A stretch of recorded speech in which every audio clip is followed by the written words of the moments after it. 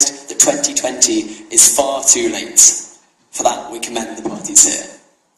But now we have a new problem. Parties here are urgently delivering, but the package they're attempting to deliver is scandalously empty. We're presented with a new working group, a new pathway, but a pathway that takes no meaningful steps to increase the ambition in this process. If we are to address the gigaton gap, it is clear that we need more than just encouragement. Current figures guide us on a path to 3.5 or even 4 degrees of warming. Well, at least it takes us there urgently.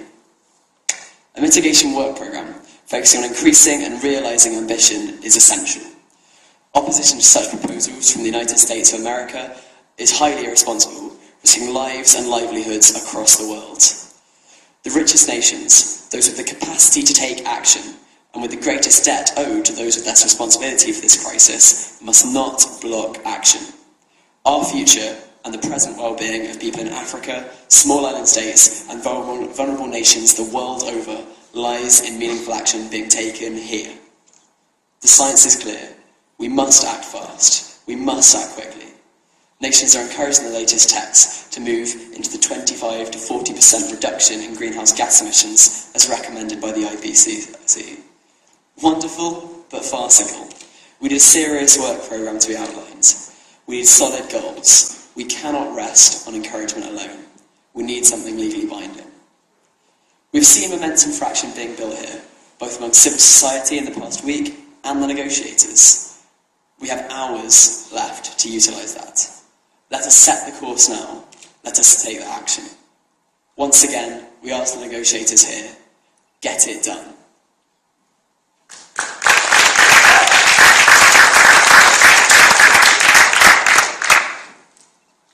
We would now be happy to accept any questions. What do you want to have now? Sorry. Ian McGregor, negotiator here. I'm probably more talking with my academic hat on. I'm an academic at the University of Technology, Sydney, but I advise the Afghan government delegation in negotiations. What would you like to see done? Sorry, I just walked in the end of your press conference, but 5 bullets from my head of delegation. What would you like to see done?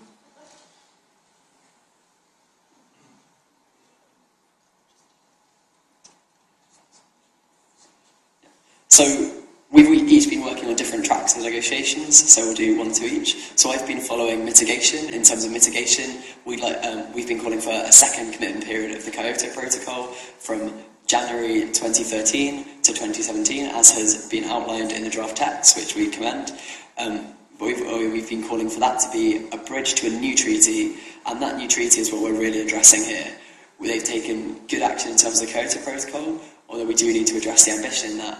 But this new treaty, it describes it as a legal instrument, and that isn't legally binding. That it doesn't specify directly it needs to be legally binding. I see an object. I was going to object to that.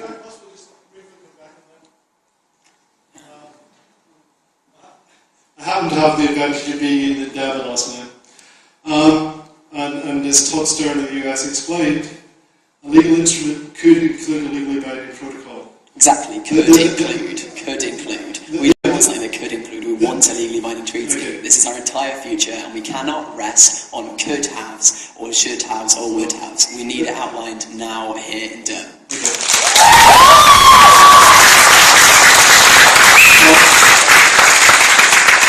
The Berlin Mandate which is probably before you were born, of 1995, which resulted in the Kyoto Protocol in 1997, specified a legal instrument. So a legal instrument does include a protocol. Exactly, it would be nicer if the language in the text was something like legally binding agreement, possibly, or you could have protocol in the text. But I think at this meeting you'll get significant pushback from some delegations in actually specifying as a protocol. We are not here to call for an imperfect solution. We're here to call for what the science asks for. Political reality has to catch up with the science and take us on a path that will take us to a stable climate future. Effects are being felt now, and we cannot wait.